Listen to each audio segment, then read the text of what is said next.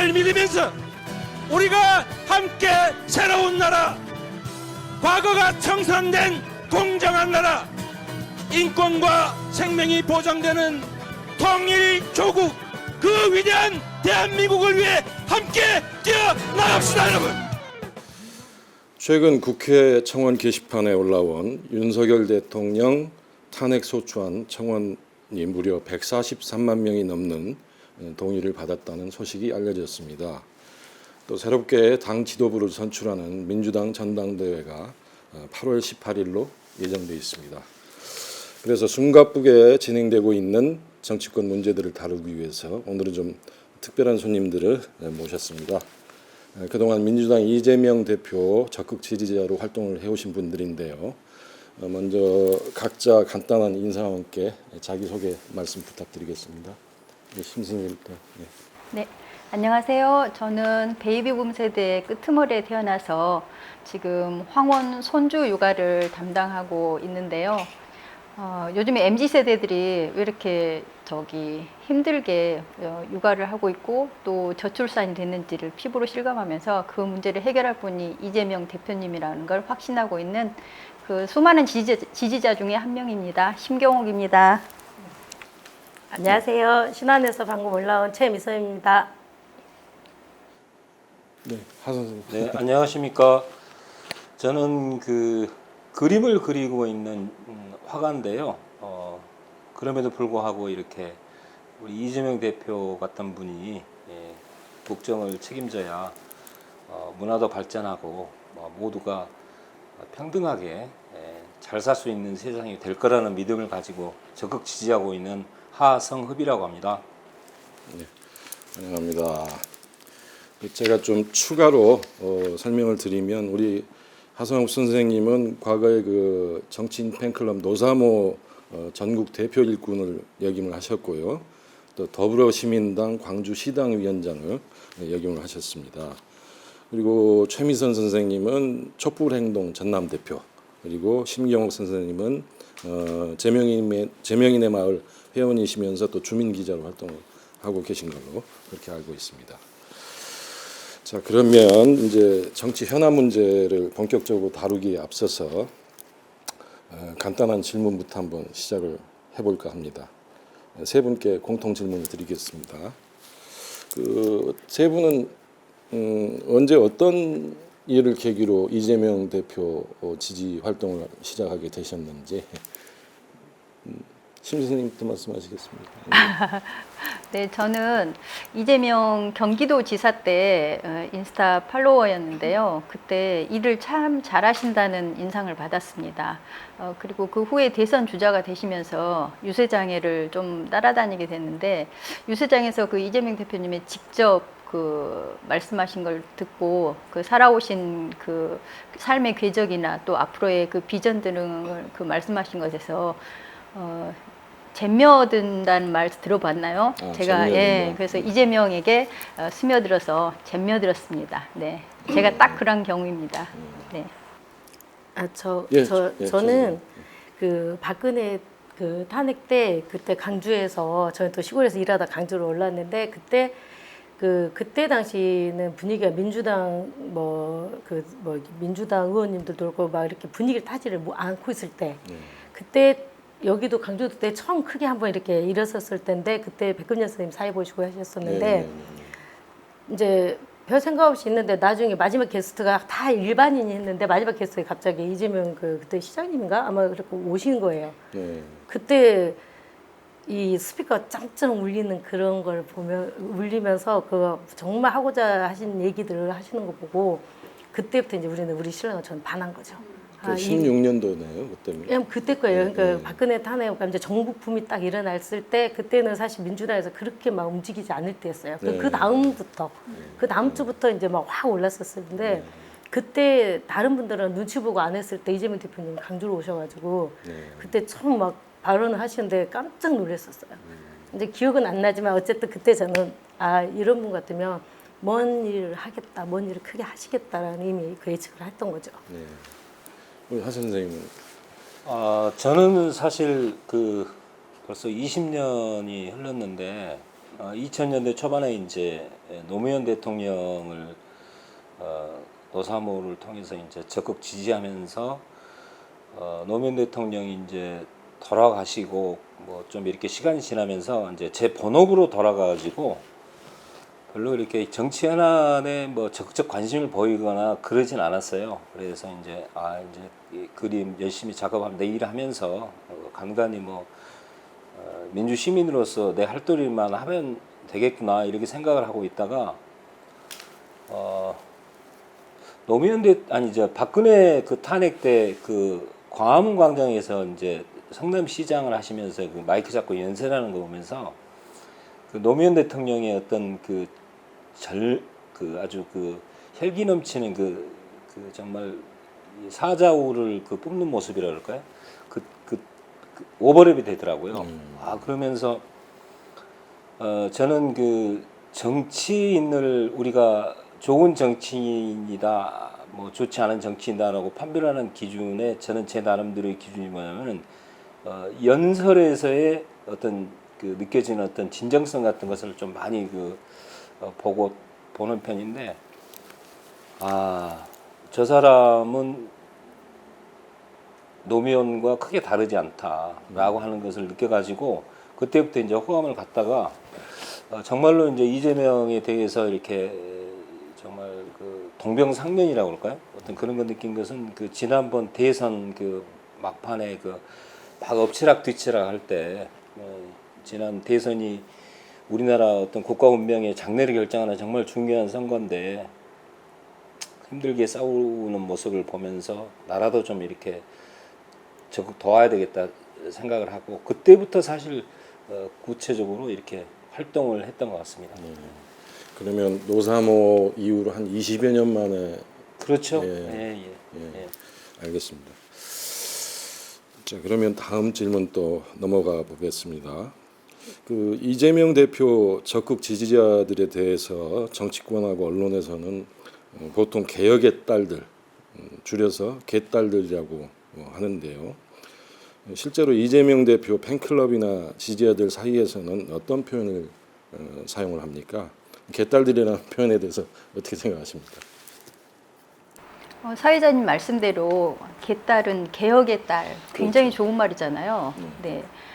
제가 그 2002년 전쯤인가 그 민주당사 앞에서 민주당은 할 수 있다 그런 피켓을 들고 그 민주당사 앞으로 나와가지고 민주당의 개혁을 위해서 이렇게 현장에 나온 2030의 젊은 여자분들을 보았습니다. 그분들을 흔히 이제 개딸들이라고 부르는데요. 그분들을 현장에서 가까이 보면서 저는 기성 세대로서 어떤 생각이 들었냐면 너무 참신하다. 그리고 열정적이다. 그 무엇보다도 제일 중요한 것은 너무나 긍정적이다. 그래서 이제 그 민주당을 할 수 있다. 그런 이제 기치를 내세웠잖아요. 그래서 실제적으로 지금 요즘에 당원 주권 시대를 열어가는 그런 주역이라고 저는 개딸들을 보고 있고요. 이제 개딸이란 그 단어를 지금 국진당과 또 일부 예전에 그 수박들이 폄하해가지고 그거는 저는 부러워서 그랬다고 봅니다. 이제 그래서 그 개딸들이란 그 용어가 요즘에는 이제 우리는 이재명의 딸이다 해가지고 잼딸로 이제 많이 바뀐 것 같아요. 네네. 그래서 더 이제 그 초긍정적인 잼딸로 해서 우리들은 잼딸로도 이재명을 적극 지지하겠다 해가지고 요즘에는 이재명의 마을이나 또 SNS에서 굉장히 활동을 열심히 한 걸로 생각되고 또 열심히 하고 있는 것 같고 저희들로서는 그 개딸이나 잼딸들을 열심히 응원하고 또 격려하고 그래야 된다고 생각하고 함께 나가야 될 희망의 주역들이라고 생각합니다. 네. 그 지금 이재명 대표가 그 재명인의 마을 이장으로 되어 있으시죠? 네, 이장님이십니다. 네, 이장님이신데 제가 얼핏 그 과거 언론 기사를 보니까 개딸들이라는 표현만 있는 게 아니고 그러니까 발음을 잘해야 되는데 개혁의 삼촌들, 개삼촌 또 개혁의 이모들, 개이모 이런 표현들도 있더라고요. 네네. 연배로 봤을 때 세 분은 개삼촌이나 개이모 정도 되시는 거 아닌가 모르겠네요. 네, 개이모고 개삼촌. 친구라고 하죠. 하여튼 굉장히 그 좋은 의미인데 개혁의 딸들이라는 근데 표현이 언론에서 자꾸 이상하게 뭐, 이상하게 자꾸 예. 이렇게 그 언론 플레이를 해버리니까 그러면 좀 요새는 저 잼딸들이요? 네네네. 예, 그런 표현 더 많이 씁니까? 네네. 아. 주로 잼딸로 이렇게 예, 다들 그렇게 명칭을 하고 있습니다. 예, 알겠습니다. 저는 오늘 처음 알았습니다. 그리고 이제 그동안 이제 이재명 대표 지지자로 활동을 하시면서 아마도 참 많은 일들을 경험을 하셨을 텐데 그동안 잘 알려지지 않은 그런 에피소드들이 있었을 것 같아요. 그래서 좀 소개를 부탁드리겠는데 가장 감동적인 순간, 감동적이었던 순간, 혹은 가장 즐거웠던 순간, 재밌었던 순간, 혹은 뭐 가장 기억나는 명장면, 뭐 이렇게 좀 알려지지 않은 얘기들을 좀 해주실 얘기가 있으시면 이번에 한 선생님도 좀 부탁드리겠습니다. 저는 제 스스로 규정하기를 그냥 조용하게 이렇게 지지하는 그런 역할을 늘 생각하던 사람이라 별로 이렇게 뭐 직접적인 접촉이나 뭐 이런 건 뭐 있을 수도 없고 가장 기억나는 명장면은 올해 초에 부산에서 그 테러가 있었잖아요. 네. 지금 생각해도 정말로 등에 식은땀이 나는 아주 충격적인 사건이었는데 엊그저께 권익위에서 보니까 그때 부산대병원에서 서울대병원으로 옮기는데 헬기 타는 게 특혜라고 권익위가 이렇게 얘기를 했더라고요. 그래서 야 정말 해도 너무한다라는 생각이 들고 그때 정말 하느님이 우리나라를 정말 보호하사 일과 가사처럼 정말 아무 탈 없이 복귀하셔가지고 총선 또 진두지휘하셔가지고 또 압도적으로 당선시키고 하는 과정들이 정말 아슬아슬한 그런 기억들로 있고 만약에 그때 잘못됐으면 정말 우리나라가 어떻게 됐을까 정말 생각만 해도 끔찍한 그런 기억이 이렇게 생생으로 지금 남아 있습니다. 아마도 뭐 저 지지자분들뿐만 아니라 예. 많은 국민들이 참 예. 충격을 받으셨을 그런 사건인데 가장 감동적인 순간은 이제 이재명 대표가 이제 대통령이 되는 순간이겠죠. 대선에서 이제 생각만 해도 너무 좋습니다. 그 감동적인 순간은 좀 이렇게 남겨둬야 되는 거 아닌가. 좀 짓궂은 질문인데 예. 과거에 노사모 전국 대표 일고 예. 하셨잖아요. 예. 그러면 저 노무현 대통령 당선됐을 때 하고 예. 이제 혹시 앞으로 이제 이재명 대표가 대통령 당선되면은 어느 때가 더 기쁘실 것 같아요? 그때는 진짜 뭐가 뭔지 잘 몰랐던 것 같아요. 되면은 세상이 다 우리 마음대로 될 것 같고 그렇게 됐는데 지금 돌이켜서 겪어보니까 어떤 한 사람이 대통령이 됐다고 해서 이 나라가 바뀌는 나라는 아니다. 그렇죠. 보다 더 이제 그동안에 저희 민주개혁 시민들도 많이 내공도 쌓이고 또 아픈 경험도 많이 겪었고 하니까 앞으로 만약에 이재명 대표가 대통령이 된다면은 좀 잔잔하면서도 벅찬 감동 그런 기쁨을 누리게 되지 않을까. 그리고 머지않아 그렇게 되겠죠. 그렇게 만들어야 알겠습니다. 되고. 네, 그럼 우리 최 선생님은 뭐 기억나는 에피소드라든가 뭐 장면도 혹시 있으신가요? 저야 뭐 수도 없이 많은데 근데 저는 오히려 이제 좋았던 거 그런 거는 다들 제가 너무 정말 우리 팬심보다도 정말 적극적으로 즐거운 마음을 했던 거잖아요. 근데 제일 안타까웠던 점이 자꾸 이거 말해야 되나? 제가 처음 대선 때가 아니고 경선 때인가 민주당 그때 제주도를 갔었는데 그때 당시 정말 막 급하게 가기도 했지만 갔는데 너무 안타까웠던 게 같은 민주당 경선에서 그때는 이낙연 이낙연 후보 이재명 후보 막 대표 같이 할 때 제일 속상했던 게 그거예요. 같은 민주당에서 딱 뉴스 이거 뭐죠? 우리 지금 뭐죠? 이거 방송 채널 이게 막 카메라 앞에서 이재명 대표는 막 하천대 외치고 막 나쁜 걸 다 우리 민주당원들이 그러고 있는 거예요. 제가 처음 너무나 응원하는 마음으로 제주도까지 저는 비행기 타고 가가지고 갔는데 그때부터 저는 너무 마음이 아팠고 전혀 뉴스에서는 그게 정확히 어떤 게 안 나오고 또 민주당원에서도 그걸 잘 몰랐잖아요. 근데 저희는 눈으로 그걸 직접 보고 우리 안에서 공격하는 거를 다 지켜보는 상황이었잖아요. 그래서 그때부터 제가 항상 대통령 될 때까지 최선을 다해서 난 뭐라도 하겠다, 뭐라도 그런 굉장히 다짐을 했던 그 계기도 됐고 또 처음 갔었기 때문에 그때가 잘 기억에도 많이 남고 예, 그래서 또 신안에 오셨을 때도 좋았고 예, 그래서 어쨌든 신안까지 직접 오셨었어요? 대표님이 그 태양광 그 문제로 인해서 정말 저 그 깜짝 놀랐어요. 그때 사실 문재인 전 대통령을 이제 그 공격하기 위해서 계속 안 좋은 그 막 언론에 막 나오기 시작했는데 그거를 뭐가 문제가 있는지를 체크를 하기 위해서 바로 어느 날 갑자기 신안에 오신 거예요. 그래서 그걸 다 군수님 다 불러가지고 다 그 체크를 받으시고 한 거 보고 정말 참 일꾼이시다. 그리고 직접 다른 분들은 다 그 막 차를 타고 오는데 저기서부터 걸어서 그 뻘밭 그쪽 걸어서 직접 이거 핸드폰 켜고 이재명 TV 켜고 그걸 걸어오시더라고요. 반갑습니다. 네. 아, 여기 책임자신가요? 아, 여기 보이는 게 다인가요? 아니면 저쪽으로 다 이건 그때 정말 또 그때 또 한 번 감동 받았고 또 직접 앞에서 또 뵈니까 너무 좋았었고요. 좋으셨겠네요. 네. 우리 심 선생님.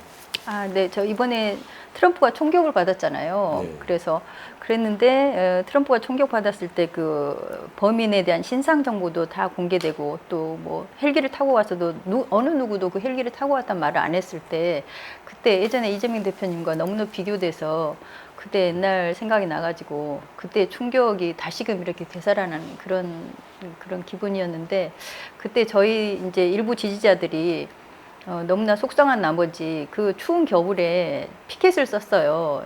그 암살범 진상 규명하라, 철저히 수사 밝히고 그때 그 우리 지지자들 속상했던 그런 마음들이 생각나고 정말 회복해 주셔서 너무 다행이고 너무 감사하고 네, 그런 생각이 납니다. 우리 저 하 선생님하고 같은 말씀이시네요. 네네네. 뭐 혹시 저 그동안 활동하시면서 뭐 즐거웠던 기억은 없으셨습니까? 아, 즐거웠던 기억도 너무 많죠. 우리 여기에서 그 하선 대표님이 만들어서 그 잠못사 이재명 그 위에 잠못 드는 사람들. 잠못 드는 그 잠못사를 만들어서 여기서 발대식에서 우리가 구도청에서 그 행사를 했었잖아요. 정말 그때 정말 우리가 직접 여기 대표님 직접 주도하에 정말 그게 크게 했었거든요. 네. 그게 아마 일주일 전인가 그럴까요? 그 대선 일주일 전인가. 그래서 아주 밤에 엄청 좀 화려하게 우리 했던 그것도 기억이 진짜 많이 남아요. 세 분 다 그 지난 대선 전후로 이재명 대표의 이제 지지 활동을 시작을 하신 거네요. 아니죠. 저는 이제 그 전부터 그리고 두 분은 그 전부터 이제 꾸준히 하셨고. 하셨고 우리 하선 예. 예, 알겠습니다. 저도 뭐 그때 이재명 대표 그 피습 사건 정말 충격적으로 바라봤는데 저는 좀 앞으로 이제 즐거운 기억들이 많으셨으면 좋겠어요. 예. 그래야죠. 예. 예. 자, 다음 질문 넘어가겠습니다. 그 이재명 대표 지지 활동을 하시면서 혹시 이재명 대표를 직접 이렇게 만나시거나 통화를 하신 그런 경험도 있으신가요? 해주세요. 말씀 한번 해주세요. 제일 많이 뭐 지지자분들 사이에서는 그런 있으면 자랑도 하시고 그러시던데. 네, 근데 그래도 그러니까 저는 제가 직접 한 게 아니고 제 아는 분이 그 성남시에 있을 때부터 이렇게 민원 해결 너무 잘해 주셔가지고 그분은 민원을 또 넣었던 분이라 알고 계시는 거예요, 번호를.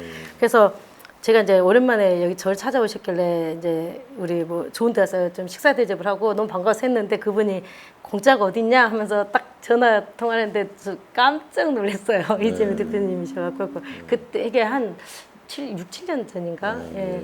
그래서 성남시장 시절에. 아니 그때는 이제 여기 경기 도지사 하시면서 그러니까 다 계속 인연이 그렇게 있으셨더라고요. 이제 그분하고는. 근데 그러니까 항상 그 만났던 분들이 그 얘기를 하는 거예요. 민원을 넣었을 때 반드시 해결해 주신 분이었다고 그런 얘기를 하시면서 하니까 이제 저는 그때 당시 전라도 그 분위기가 이렇게 길게 해도 되나? 전라도 분위기 이쪽 전라도 호남 쪽 분위기가 거의 어쩔 수 없는 분위기로 이 낙연 그대로 타고 갔을 텐데 그분 전화 딱 하면서 그 연결되면서 이제 확고하게 마음도 먹었고 또 그쪽에 이제 제가 전국에 많은 분들을 알고 있는데 전화를 하거나 안 하는 거 다 하는 분들마다 다 저거 똑같은 생각을 하고 계시더라고요. 그래서 이 민주당에서 확실하겠다는 것도 알고 또 전화하셔갖고 전화 죄송합니다. 제가 좀 두서가 없어요. 근데 전화했을 때 제가 너무 반가워서 신안에 꼭 한번 놀러와 주십시오. 저희 아빠가 낙지를 쳤습니다. 뻘낙지 잡은 장인이십니다. 그러니까 이재명 대표님이 뭐라 하시면 저 낙지 싫어하는데요. 모르니까 저 낙지 싫어합니다. 근데 그게 저는 그냥 너무 좋아하니까 뉴스도 별로 관심도 없었고 막 이랬는데 큰 사건이 있었더라고요. 그래갖고 낙지 때문에? 예, 그때 그 김부선 사건 그런 것 때문에 그 일이 있었던 거예요. 그 스토리가. 근데 저는 아무 생각도 없이 저희 아빠가 낙지장이니까 꼭 한번 신어오세요. 근데 낙지 싫어합니다. 모르셨습니까? 그러면서 웃더라고요. 예. 그렇게 인사도 받았습니다. 인사도 같이 했어요. 저도 광주 출신이지만 서울 수도권에서 활동을 과거에 좀 했었는데요. 이제 성남에서 아주 오랫동안 활동을 했기 때문에 이재명 시장은 어떤 역할을 하셨는지 저도 잘 아는 편인데, 그러니까 굉장히 주민들에 대해서 문턱이 낮은 시장실, 열린 시장실 그렇게 시정을 펼치셨죠. 그때 시장으로서 역할을 잘 하셨기 때문에 지금 이렇게까지 정치적으로 성장을 하신 게 아닌가 그런 생각이 듭니다. 두 분은 또 그렇게 그럼 직접 만나시거나 저는 개인적으로 그랬던 경험은 전혀 없습니다. 네. 심 선생님. 저는 그때 대표님께서 송정역에 한번 오신 적이 있었어요. 근데 그때 이제 추운 겨울이었는데 제가 이제 저기 현수막을 이제 들고 나가는데 현수막을 때 들고 있는데 이제 끝나고 대표님께서 이렇게 지나가시면서 현수막을 직접 들고 있으니까 와서 이렇게 손을 잡아 악수를 해주셨는데 그 손이 굉장히 따뜻했던 그런 기억이 있고 또 김대중 센터에 그때 한번 오셨을 때 그때도 이제 저희가 이재명 사랑합니다 그걸 이제 여러 선생님들하고 지지자분들하고 같이 들면서 이제 다 끝나고 그 에스컬레이터로 쭉 내려오시더라고요. 그때 이제 제가 크게 사랑해요 이재명이니까 대표님 딱 쳐다봐 주시는데 네, 너무 가슴이 벅찼습니다. 네. 악수는 진짜 많이 받던 거. 악수는 많이 하셨겠죠? 당연히 많이 했죠. 그러니까 이제 이거는 하 선생님이 좀 많이 내용을 아실 것 같은데 과거에 이제 노사모 같은 경우에는 이제 그 팬클럽의 이제 시초이기도 하지만 문화가 자체가 닉네임으로 이제 서로 호칭을 하고 또 이렇게 지역 게시판 이렇게 만들어서 서로 소통을 했던 것 같은데. 지금 제명인의 마을은 그런 형태는 아니지 않습니까? 지금 이재명 대표 지지자분들은 단톡방으로 주로 소통을 하시나요? 예, 톡방만. 톡방으로. 그러면 지금 카페나 게시판 그런 건 별로 활용이 안 되고 있습니까? 그러니까 이제 과거 노사모하고 비교를 해보자면은 저는 이제 제명인의 마을에서는 이제 활동을 거의 안 하니까. 근데 노사모 때를 기억을 해보면 그때는 이제 쉽게 말하면은 이 인터넷상의 커뮤니티가 이제 태동되는 단계였잖아요. 그렇죠. 시작이 되는 단계였었고 사이트를 독립된 사이트를 만들어서 그 사이트가 거의 온과 오프로 이렇게 강력하게 결합이 돼가지고 각 지부를 두고 전국에 네트워킹을 만들어가지고 이렇게 활동을 했었잖아요. 거의 지금 생각해 보면은 우리는 그때 굉장히 느슨한 연대라고 그랬는데 느슨한 게 아니라 굉장히 타이트한 타이트하고 강고한 어떤 그런 어떤 집합체였던 것 같다는 느낌도 들고요. 그때에 비하면 지금은 이제 소통할 수 있는 공간이 너무 다양하게 됐고 또 풍부해졌으니까 그런 부분에서는 조금 더 자유로워진 것 같아요. 그런데 쉽게 말하면 더 안정적으로 됐다 그럴까? 좀 저력이 생겼다 그럴까? 그런 측면도 더 있는 것 같고 그때 저희 때 노사모는 굉장히 열혈하다는 느낌이 좀 들었는데 적극 지지자들도 많았고 또 한편으로는 그 안에서도 또 안티를 하시는 분들도 계시면서 굉장히 쉽게 말하면 티격태격 같다면은 지금 하시는 분들은 굉장히 어떻게 보면은 약간 좀 이 자율성이 좀 자유스러움이 넘치는 가운데서도 은근하고 지속적이고 또 한편으로는 뜨거운 지지를 지속적으로 보내준다. 그런 느낌이 은근하면서 듭니다. 뜨겁게. 네. 그때는 우리 때는 노사모 때는 거의 뭐 색깔이 좀 진했죠. 네. 네. 또 어떤 때는 결사적이었고, 근데 지금은 이제 그런 것은 찾기 드물죠. 근데 은근하고 지속적이고 또 뜨겁다라고 하는 것에 대해서는 뭐 큰 차이는 별로 없는 것 같습니다.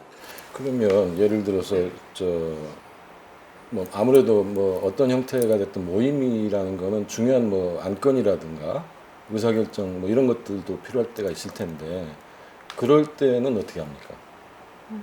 예를 들어서 저는 이제 제명인의 마을의 한 주민으로서 활동하고 있는데요. 거기만 해도 회원 수가 20만이 훨씬 넘습니다. 네. 근데 주로 이제 2030들이 많이 참여하고 잼딸들이 많이 참여한 걸로 알고 있는데 거기에서는 가장 중요한 그 발빠른 정보력 그것도 있고 또 다양한 의견들이 그 안에 규칙 속에서 또 다양하게 이루어지기 때문에 그 안에서 스스로 취사 선택해서 그 의사를 결정하고 또 어떤 현장에 이슈가 있을 때는 이제 자발적으로 그 현장에 나간 것 같습니다. 네. 그리고 그뿐만 아니라 이제 이 선생님 같은 경우도 단톡이라든가 그런 걸 많이 운영하고 있는 것 같은데요. 페북 많이. 페이스북은 5천 명이 넘었어요. 지금은 이제 SNS 자체가 이렇게 매체가 다양해지다 보니까 딱 하나로 직결되는 형태가 아니라 여러 형태로 지금 의사소통을 한다. 네. 그렇게 보면 되겠습니까? 단톡방이 제일 많은 것 같아요. 단톡방. 예. 제일 많은 규모는 몇 명 정도 됩니까? 거의 보통 뭐 2천 명, 3천 명 기본이고. 그러니까 제가 이렇게 카톡방이 그러니까 저도 다 하루 종일 다 모두 이거보다만 일을 24시간 다 지나갔는데 보통 이 정도예요. 이게 보면 보시면은 2, 3천 여기 있는 게 2, 3천명, 뭐 900명, 600명 이게 다 지금 단톡방이거든요. 엄청나요. 그게 다 그러니까 예. 그럼 또 뭐 방장 이런 거는 없습니까? 그러니까 아니 단톡방은 이제 그 개인 방장이 만들어서 그 단체를 그 이렇게 뭐 이렇게 자기 쪽의 사람들을 초대를 해서 하는 거잖아요. 그러니까 이제 그 카톡은 굉장히 그게 그냥 편하게 돼 있어요. 그러니까 노사모 때 비키로는 노사모는 홈피를 노사모 중앙 사무국에서 관리를 했거든요. 그랬죠. 그랬는데 지금은 누구나가 그때의 개념으로 치면 홈피를 만들 수 있잖아요. 소통의 공간을 만들어 버릴 수 있으니까 훨씬 더 다양화됐다고 봐야죠. 그리고 또 억울한 일을 당하면 안 되기 때문에 우리 쪽에서 억울한 일을 당하면 안 되기 때문에 톡방을 굉장히 많이 해서 막 서로 빨리 알리고 전달하고 이게 많이 오히려 더 신속하게 예. 의견 교환을 할 수 있겠네요. 네. 홈페이지 들어가서 하는 것보다. 네, 알겠습니다. 아무래도 이제 뭐 제명인의 마을이라든가 이런 게 대표적으로 많이 알려져 있긴 한데 이재명 대표 적극 지지자분들이 어떤 방식으로 의사소통을 하는지 일반 국민들이 잘 모르고 궁금해하실 수 있을 것 같아서 그래서 질문 한번 드려봤습니다. 자, 그러면 또 다음 질문 한번 넘어가 보겠습니다. 이제 좀 현안 문제로 들어가겠습니다. 먼저 윤석열 대통령 탄핵 청원 부분인데요. 아까 말씀드린 대로 국회 청원인이 143만 명을 넘겼는데 이 청원 사유로 한 5가지 정도 제시를 했었습니다. 그 구체적인 내용이 어떤 부분인지 한 선생님 좀 설명해 주시겠습니까? 예, 지금 5가지 이 항목을 이렇게 뽑아가지고 윤석열 대통령 탄핵을 지금 국회 청원을 하고 있는데 이제 그걸 살펴보면 첫 번째가 최혜병 특검법 거부권을 행사하는 거가 그 탄핵의 절차다. 이제 공정 수사를 첫째 방해를 하고 있고 또 그다음에 어떤 그 수사 과정에서 또 절차 무시 또 외압을 행사했다는 어떤 짙은 의혹이 있기 때문에 지금 국회 청문회도 열리고 있지만 그 부분이 있고요. 두 번째는 김건희 의혹입니다. 영부인 김건희 의혹. 명품 뇌물을 받았다는 문제, 그다음에 도이치모터스를 포함한 그 주가 조작 문제, 그다음에 양평 고속도로를 휘기한 또 전대미문의 그 권력형 비리 있지 않습니까? 그리고 이제 또 사소한 어떤 국정 개입이나 국정농단에 대한 의심을 가지고 있기 때문에 김건희 의혹이 있고요. 세 번째는 이게 남북 관계가 지금 뭐 거의 파탄이 돼버렸기 때문에 남북 관계 악화 부분이 지금 가장 큰 시급한 탄핵 사유가 됐습니다.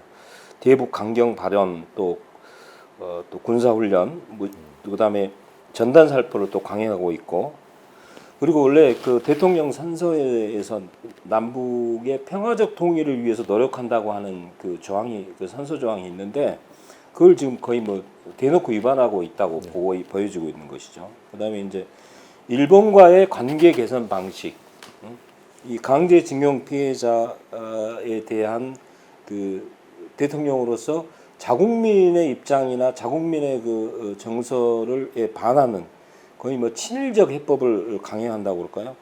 일본의 전쟁 법률을 오히려 합리화시켜주고 있는 측면이 있지 않느냐 그런 그 경향을 짙게 풍기기 때문에 이 부분도 지금 탄핵 사유고요. 그다음에 이제 또 국민의 안전과 관련된 후쿠시마 오염수 방류 문제에 관해서 너무나 지금 이 문제가 되는 것들이 많아가지고 후쿠시마 오염수는 지금 거의 뭐 묻혀서 뭐 지금 뭐 드러나지 않고 있지만 사실 이게 우리나라 그 앞으로 살아갈 우리 그 아이들 후손들을 위해서도 굉장히 심각한 문제인데 이것을 오히려 더 안전하다고 홍보를 해주는 이런 그 대통령으로서는 국민의 안전을 생명과 안전을 지켜야 하는 대통령이 할 수 없는 일이죠. 그래서 국민 안전 침해, 생명과 안전을 오히려 위협한 행위를 보고 있다고 하는 측면 이 5가로 요약을 해가지고 지금 국회 청원이 이루어지고 있습니다. 네. 제가 대표를 맡고 있는 한국시사경제저널에서 3월달에 그 김건희 여사 디올백 전달했던 최재형 목사 인터뷰를 진행을 했었습니다. 근데 그때 이제 뭐 최 목사님 여러 가지 말씀을 하셨지만 방금 말씀하신 그 남북 관계 이 부분에 있어서 김건희 여사가 내가 뭐 나서겠다 해결하겠다 이런 식으로 얘기를 했다는 거예요. 그래서 지금 대통령이 누군가 뭔가 이렇게 혼란스러웠다 그런 말씀도 하셨던 게 좀 기억이 나고. 그러니까 남북 관계의 어떤 우리 민족적인 그런 관점이랄지 어떤 역사적 관점을 도대체 한 번이라도 생각을 한 그런 사람이라면 그렇게 얘기를 쉽게 못하죠. 이게 어마어마한 어떤 그 국가 간의 관계랄지 우리 민족사에 있어서의 어떤 내용들을 갖고 있는데 그걸 뭐 자기가 알아서 뭐 해결하겠다? 그건 정말 상식에 거의 어긋나는 도대체 상식을 논할 수 없는 정도의 수준 낮은 발언이라고 생각합니다. 그 뭐 김건희 여사가 뭐 통일 전문가도 아니고 또 공직자도 아니지 않습니까? 대통령 배우자일 뿐이죠. 그래서 일반 국민들이 봤을 때 참 납득하기 어려운 그런 생각이 아닌가. 그걸 명품백을 또 뇌물로 선물로 받은 과정에서 남북 통일을 그렇게 간단히 할 수 있는 것으로 얘기를 했다고 하는 시점 자체도 분위기도 너무 황당한 거 아니에요? 그러니까 황당하죠.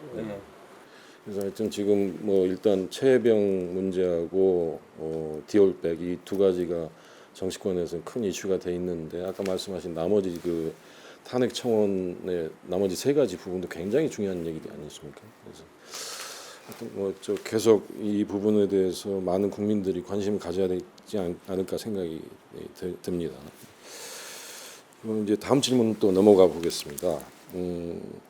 윤석열 대통령 그 탄핵 이슈와 함께 임기 단축 개헌 얘기도 지금 나오고 있지 않습니까? 이 문제에 대해서 어떻게 생각하세요? 심 선생님 좀 말씀해 주실까요? 네, 저는 탄핵의 외침과 함께 임기 단축 개헌도 함께 그렇게 투트랙으로 가야 된다고 생각합니다. 지금 탄핵에 대한 그 목소리는 지금까지 지속적이고 또 꾸준히 지금 이어왔고 저도 그 현장에서 계속적으로 참여해 왔었는데요. 지금 그 폭발력이 좀 없다고 생각합니다. 그 약간 미진한 부분을 폭발력을 갖기 위해서는 이 임기 단축 개헌이 또 하나의 카드가 될 수 있지 않을까 그렇게 개인적으로 생각하고요. 지금 시대가 지금 자영업자들이 폐업이 100만 명이라고 합니다. 그래서 어떻게 보면 코로나보다도 더 어렵다고 그렇게 말하고 있는 시기인데 진짜 자고 나니까 뭐 후진국 그리고 하루아침에 이렇게 거꾸로 하는 나라가 되는데 이게 다 누구 때문이겠습니까? 딱 한 사람, 윤석열 때문이지 않습니까? 그래서 본인은 인정을 안 하죠. 본인은. 네네. 그래서 우리가 탄핵을 지속적으로 하면서 또 이런 논의도 또 활발하게 돼야 되고, 아직까지는 뭐 저기 야당 쪽에서 조금 나오고 있고 여당도 뭐 간간히 그런 목소리들이 흘러나온 걸로 알고 있습니다. 그래서 앞으로 이제 22대 국회가 출범했고 이제 최고위원도 확실시되고 이제 당 대표님이 이재명 대표님 되시면 이런 논의들이 또 더욱 활발하게 해서 국민적인 공감대도 형성되고, 그래서 탄핵과 함께 이게 두 임기 가지 단축. 네네 임기 단축 개헌도 함께 나가야 된다고 생각합니다. 다른 분들도 뭐 같은 동의하십니까? 예. 예, 알겠습니다. 다음 질문 또 드리겠습니다. 지난 총선 결과도 그렇고 또 143만 명이 넘는 국민들이 윤석열 대통령 탄핵 그 청원에 동의를 하셨는데, 그 숫자로 보면 많은 국민들이 이 정부에 대해서 불만이 많은 상태, 쌓여 있는 상태인 것 같습니다. 그런데 상대적으로 집회 참석 인원이 그렇게 많지 않은 것 같은데 그 원인이 뭐라고 생각하시는지 이 질문은 우리 최 선생님 좀 말씀해 주십시오. 그 참여 인원이 좀 적은 것 같다고. 네. 근데 제가 볼 때는 오히려 그 16년 때 그때보다 오히려 그 밖으로 나오는 수준은 적지만 안에서 충분히 더 잘하고 있다고도 보거든요. 그러니까 예전에는 정말 TV 하나로 뭐 우리가 뉴스만 통해서 뭘 알게 됐고 우리가 이렇게 듣게 되는데, 지금은 각자 자기가 좋아하는 유튜브를 통해서 못 오시는 분들도 하루 종일 그 시청을 다 하세요. 정말 그 전국의 많은 분들과 통화를 수시로 하는 편인데, 이게 못 오신 분들은, 오시는 분들은 각자 자기에 맞는 피켓이고 뭐고 각자 개성에 맞게 너무 잘 오시고, 또 못 오신 분들은 수시로 전화 와서 유튜브를 듣고 있다, 유튜브 듣고 어느 유튜브에서 이렇게 나오더라, 그래서 그 모든 얘기를 다 해주시는데, 제가 봐도 그래요. 저희 그 아시는 분들도 그렇고 저희 그 주변 모든 분들이 하다하다 시골에 있는 우리 60, 70대 뭐 어른들도 다 유튜브를 보고 계세요. 저도 놀랐어요. 시골에서 제가 그 시골의 분들 아무도 모른다고 생각을 했는데, 지나가는데 막 그 쓰다듬어 주시고, 길거리 모포를 가도, 그러니까 저는 이제 항상 좀 제가 좀 개성이 좀 특이해가지고 그런지 몰라도 좀 부끄럽지 않아요. 제가 좋아하는 사람에서 뭘 하고 다니거나, 다른 사람들 못 하는데 저는 하고 다니거든요. 근데 그러니까 그게 복장도 네, 그러니까 원래 같으면은 어느 정말 이런 상황이었으면 저는 여기 이름을 달고 왔을 거예요. 다 있어요, 집에 다. 네. 거기에 맞는 그게 있는데, 근데 이렇게 그 저번에도 얘기하고 계속 주변 분들 한 얘기가 그거예요. 너무 적극적이세요. 정말 적극적이시고, 또 유튜브를 통해서 저보다 더 많은 걸 아세요. 어른들도요. 저희 그 아빠 같은 경우도 그렇고, 지금 이제 아빠도 저번에 그 얘기를 하시는 거예요. 왜 근데 뉴스 한 번에 가끔 한 번씩 나오면은 그 많은 사람이 안 보인다 막 이런 얘기 해요. 근데 뉴스에 나오지도 않거니와 또 많이 나와도 그렇게 꼭 우리가 시작하기 전 거가 많이 나와 있고, 그리고 그 제일 소통을 많이 하는 게 요즘에 톡방이나 뭐 페이스북이나 또 아까 뭐 제 말 하신다는데, 그것보다도 이제 톡 활동 굉장히 많이들 하시고, 제일 중요한 거는 유튜브를 굉장히 많이 보세요. 그러니까 유튜브로 인해서 많은 게 다 소통이 되고 다 감금만 유지가 되기 때문에 사실 적다고 볼 수가 없고 각자 개성에 맞게 더 잘하고 있다라고 저는 생각이 돼요. 우리 하 선생님은 어떻게 생각하십니까? 저는 여러 가지 원인이 있다고 보는데요. 이제 사실 지금 방금 우리 최미선 씨가 말한 그 내용도 뭐 가장 핵심적인 내용이 되겠지만, 저는 때를 기다리고 있는 거 아닌가. 때를 기다린다. 그런 생각이 들거든요.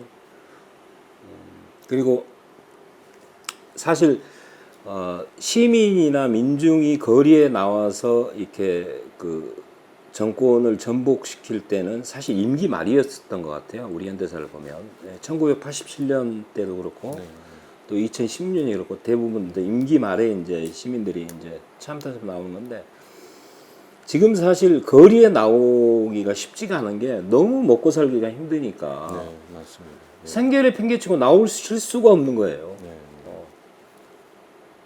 그러니까 지금 거리에 나오시는 분들은 둘 중 하나죠. 생계가 안정이 돼 있거나 정말 다른 사람은 참아도 나는 도저히 못 참겠다 하는 분들은 나오시겠지만, 그러나 대다수 이것을 가슴에 지금 울분으로 간직하고 계신 분들은 이제 다른 방식으로 소화를 시키고 계시겠고, 저는 지금 임기 이제 3년차 남았는데 이제 뭐 이 마치 물이 끓어오르는 온도의 그 비등점이라 하듯이 그 비등점에 지금 이제 거의 뭐 가까워지고 있는 거 아닌가 그렇게 생각을 하고, 저도 사실 지금 별로 안 나가거든요. 그러니까 저도 이제 타이밍을 보고 있습니다. 아, 내가 과연 어느 타임에 도저히 끓어오르는 시점에서 나도 물로 끓어서 주전 냄비로 바깥으로 나가야 되겠다 하는 시점을 지금 보고 있는데, 저 같은 사람이 좀 많지 않을까요? 뭐 아무래도 그렇게 봐야겠죠. 예. 그리고 또 한 가지 더는 그 예전에는 뭘 하면은 딱 어느 정도 하면 딱 스톱이 됐잖아요. 근데 지금 우리가 벌써 1년, 우리 지금 1년, 2년 다 돼간가요? 꾸준히 하고 있어요. 그러니까 지치기도 하는 것도 좀 있기도 하고, 또 이렇게 다시 이제 그러다 보니까 하성욱 대표님처럼 한 방에 다시 노리는 뭐 이제 그런 것도 있을 수 있는 거고. 그러니까 좀 그러면서 많이 또 너무 많이 이렇게 자주 하다 보니 그 이렇게 좀 많이 못 나오시기도 하고 유튜브로 그래서 또 대체가 되고 그러기도 하는 것 같아요. 근데 이제 결론적으로 보면은 윤석열 정부가 평온하게 임기를 마치고 사저로 돌아갈 수 있을까? 라고 하는 안될것 부분에서는 그런 상상이 거의 뭐 10,000분의 1 정도? 분명히 아마 쫓겨갈 것이다. 지금은 아직도 그 권력이 취해가지고 검찰 권력이나 뭐 공무원들 동원해서 뭐 눈 가리고 아웅 해가지고 이렇게 갈 걸로 생각하지만, 이 인류 역사에서 백성을 속이고 민중을 속이고 시민을 속여서 편안하게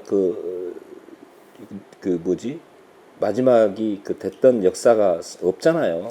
역사는 누구도 비껴갈 수 없는 것이고.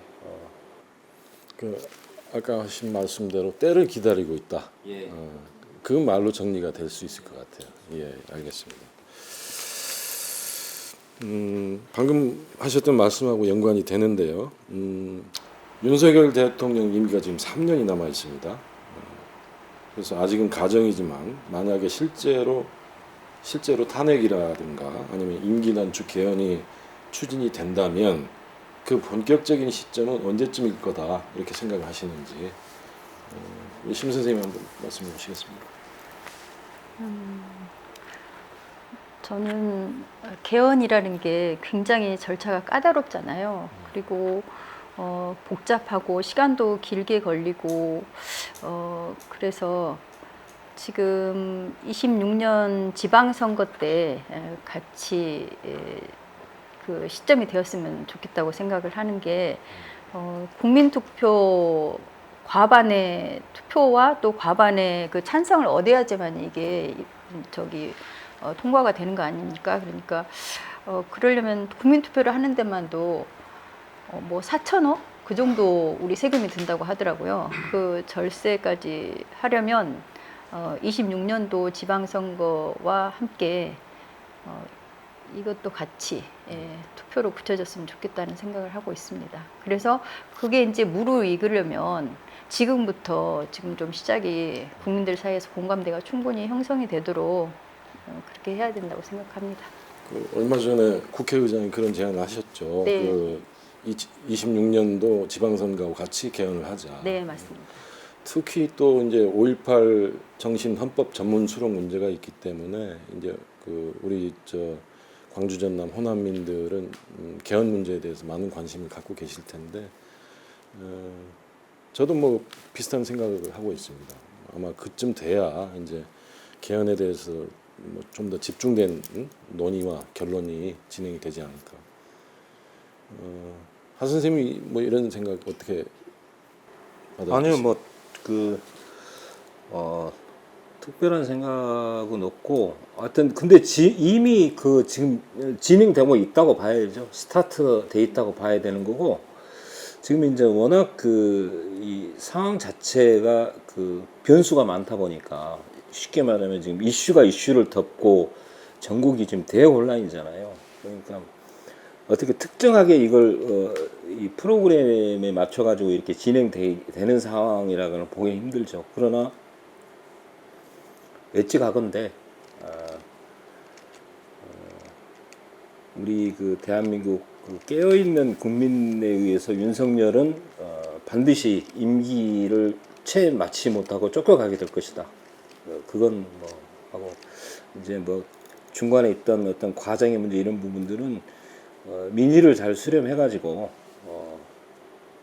진행시켜야 되지 않느냐.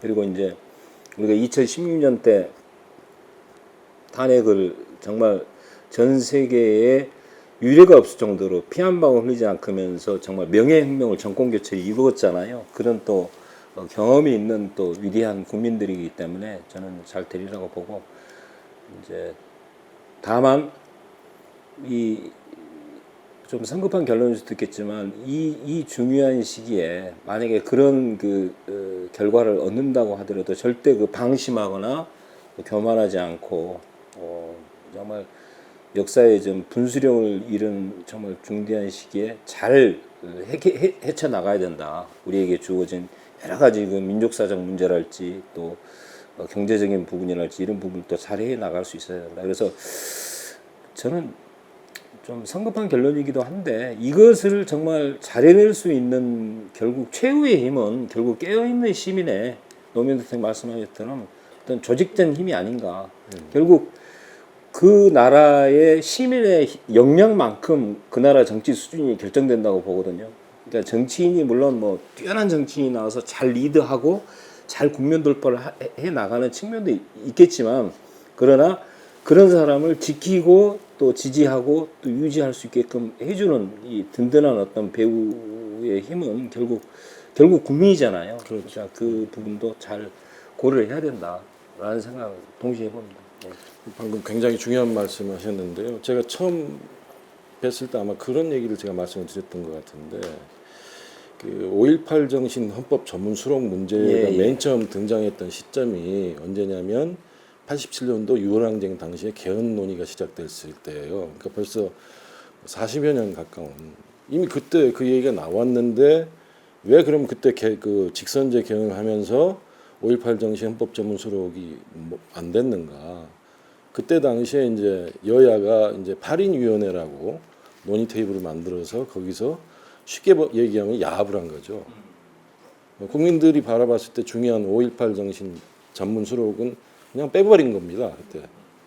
그래서 개헌이 됐든 탄핵이 됐든 어차피 국회 안에서 국회의원들의 역할이 있겠지만 방금 하 선생님 말씀하셨듯이 개헌 역시 국민들로부터 개헌, 아래로부터 개헌 이런 분위기가 형성돼야 되지 않나 좀 그런 생각을 좀 가져봅니다.